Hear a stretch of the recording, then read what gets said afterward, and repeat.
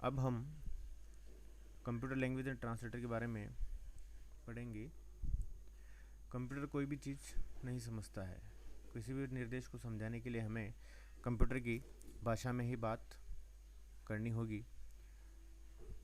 जिस प्रकार से मनुष्य अपनी भाषा का निर्माण करता है, उसी प्रकार से कंप्यूटर भी अपनी भाषा का निर्माण करते हैं। यानी ये जो भाषाएं हैं ये बनाए तो हमारे द्वारा ही जाती है, परंतु ये सभी कंप्यूटर के समझने योग्य होती है। जो सामान्य मनुष्य या यूज़र इसको नहीं समझ सकता है, केवल स्पेसिफिक पर्सन जिनको हम प्रोग्रामर कहते हैं, प्रोग्रामर उनको समझ सकते हैं, उनमें किसी प्रकार का बदलाव भी कर सकते हैं।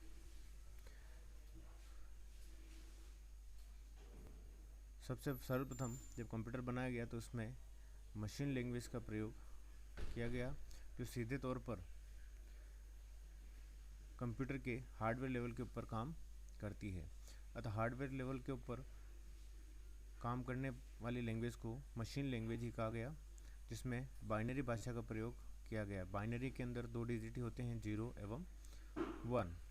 अतः मशीन लैंग्वेज को हम बाइनरी लैंग्वेज भी कह सकते हैं। मशीन लैंग्वेज में लिखे गए प्रोग्राम काफ़ी तीव्र गति से एग्जीक्यूट होते हैं एवं बहुत ही कम समय में एग्जीक्यूट हो जाते हैं, परंतु इसको केवल सीपीयू ही अच्छी तरीके से, हम जिनको अत्यधिक डीप नॉलेज होता है प्रोग्रामर के लिए, वही इस भाषा को समझ सकते हैं। सभी प्रकार के जो निर्देश हैं वे 0 एवं 1 की भाषा में ही लिखे जाते हैं, जो कि एक सामान्य व्यक्ति द्वारा समझा जाना संभव नहीं है।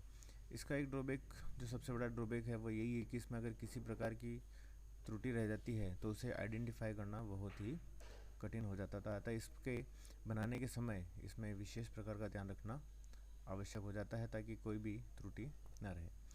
कुछ समस्या आने के बाद मशीन लैंग्वेज के बाद असेंबली लेवल लैंग्वेज का निर्माण किया गया, जिसमें 0-1 के स्थान पर इसमें न्यूमोनिक्स कोड यानी इंग्लिश के शब्द को प्रयोग में लिए जाने लगे।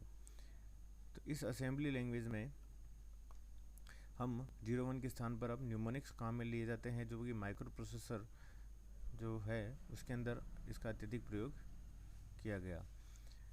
अगर हमें जैसे ऐड करना है तो हमें केवल ADD लिखना होगा, तो ये ऐड करने का कार्य कर दिया जाता है।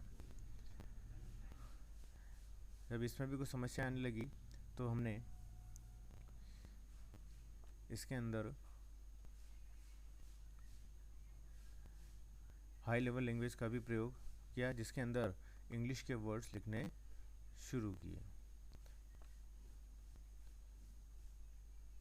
तो जिस प्रकार आवश्यकता होती गई उस प्रकार से लैंग्वेज का डेवलपमेंट भी कर दिया गया। वर्तमान में जो हाई लेवल लैंग्वेजेस चल रही है, जिसमें कंपाइलर के माध्यम से इसके अंदर कार्य सरल किया जाता है। असेंबली लैंग्वेज के अंदर ट्रांसलेटर जो है वह असेंबलर प्रयोग में लिया जाता है, और हाई लेवल लैंग्वेज के अंदर कंपाइलर प्रयोग में लिया जाता है। मशीन लैंग्वेज में किसी प्रकार के ट्रांसलेटर की आवश्यकता नहीं होती, क्योंकि कंप्यूटर भी 0-1 समझता है, और जो उसके अंदर प्रोग्राम लिखे जाते हैं वे भी 0 और 1 भी ही लिखे जाते हैं। अतः इसमें किसी प्रकार के ट्रांसलेटर की आवश्यकता नहीं होती है।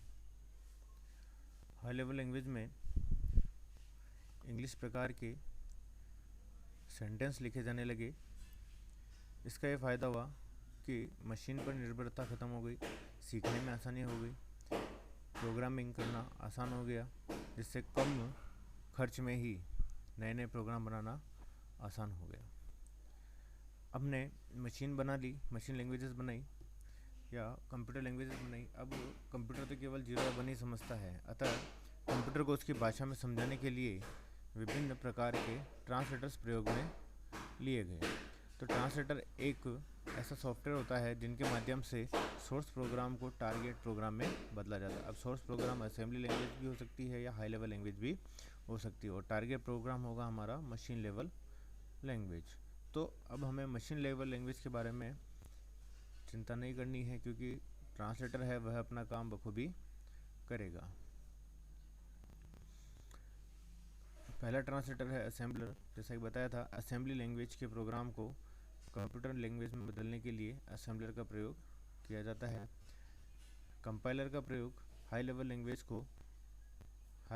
के प्रोग्राम को कंप्यूटर लैंग्वेज में बदलने के लिए प्रयोग में लिया जाता है।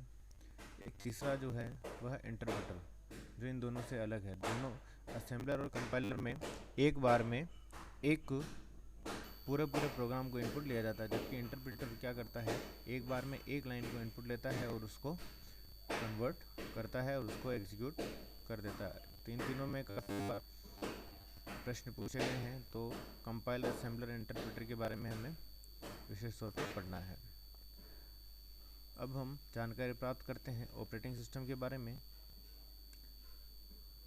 हम कोई भी मशीन, चाहे मोबाइल हो, चाहे कंप्यूटर हो, चाहे लैपटॉप हो, या कोई भी ऐसी डिवाइस हो जो अब स्वतः ऑपरेट नहीं हो सकती है, सभी को ऑपरेट करने के लिए उसके लिए एक अलग से सॉफ्टवेयर, जिसको हम सिस्टम सॉफ्टवेयर कहते हैं, वह बनाने की आवश्यकता होती है। जब हम कंप्यूटर या मोबाइल, लैपटॉप चलाते हैं तो उसमें एक ऑपरेटिंग सिस्टम इंस्टॉल किया जाता है। तो ऑपरेटिंग सिस्टम एक सिस्टम सॉफ्टवेयर होता है जो कंप्यूटर हार्डवेयर एवं सॉफ्टवेयर के बीच में मध्यस्थता प्रदान करता है। अगर हम किसी हार्डवेयर को चलाना चाह रहे हैं तो हार्डवेयर स्वतः नहीं चलेगा, उस हार्डवेयर के लिए स्पेसिफिक सॉफ्टवेयर बनाया जाएगा। उस सॉफ्टवेयर को हम ऑपरेटिंग सिस्टम कहेंगे, जो कंप्यूटर को निर्देशित करेगा कि उसे क्या कार्य किया जाना है। इसके महत्वपूर्ण कार्य ऑपरेटिंग सिस्टम के एक है प्रोसेसर मैनेजर।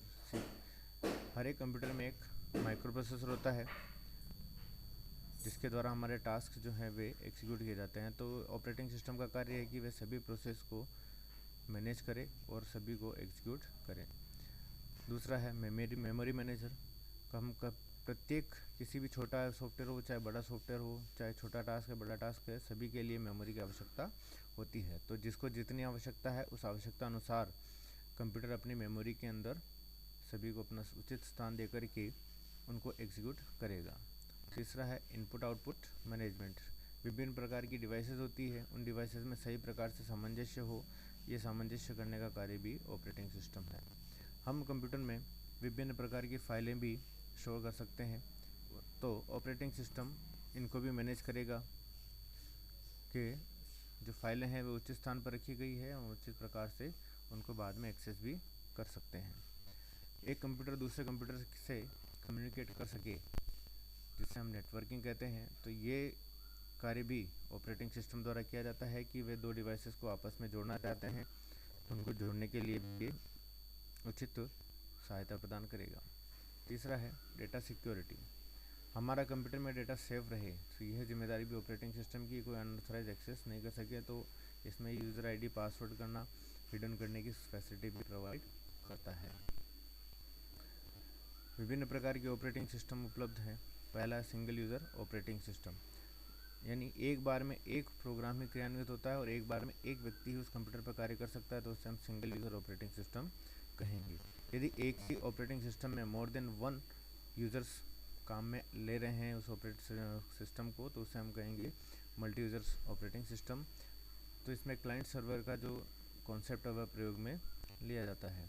तीसरा टाइम शेयरिंग ऑपरेटिंग सिस्टम। इसमें एक टाइम क्वांटम निर्धारित होता है जो प्रत्येक कंप्यूटर के लिए, प्रत्येक प्रोसेस के लिए एक निर्धारित समय पर उसको एग्जीक्यूट किया जाता है। अगर उसका निश्चित समय पूरा हो जाता है और टास्क पूरा नहीं हो पाता है तो वो अगले राउंड में पुनः उसको उतना ही समय दिया जाएगा जितना टाइम क्वांटम निर्धारित होगा। चौथा है इसमें मल्टी प्रोसेसिंग। जब दो या दो से अधिक प्रोसेसर एक दूसरे से जुड़कर किसी बड़े प्रोग्राम को एग्जीक्यूट करते हैं तो बड़ा टास्क जो है वो मल्टीपल प्रोसेसर्स के अंदर डिवाइड हो जाता है, जिससे 1/n, जहाँ पर n है प्रोसेसर, तो जितने प्रोसेसर होंगे उसमें उतने प्रोसेसर के अंदर ही वे सारा जो टास्क है, बड़ा टास्क, वो उतने में डिवाइड हो जाता है। एग्जीक्यूट होने के बाद पुनः 1/n प्रोसेसर अपना रिजल्ट देते हैं, उनको कंबाइन करके यूज़र तक पुनः पहुंचा दिया जाता है। तो इस प्रकार से मल्टी प्रोसेसर के अंदर हम बड़े टास्क को छोटे छोटे भागों में बांट करके बहुत ही कम समय में अपना निर्णय प्राप्त कर सकते हैं। इस प्रकार से 4 प्रकार की ऑपरेटिंग सिस्टम है, तो इसका भी हमें पूर्ण तरह से अध्ययन करके सही से उत्तर लिखना जरूरी है। धन्यवाद। अधिक जानकारी के लिए आप वेबसाइट bit.ly/rkvyas के ऊपर सर्च कर सकते हैं, आपको ये सभी नोट्स वहाँ पर उपलब्ध हो जाएंगे। धन्यवाद।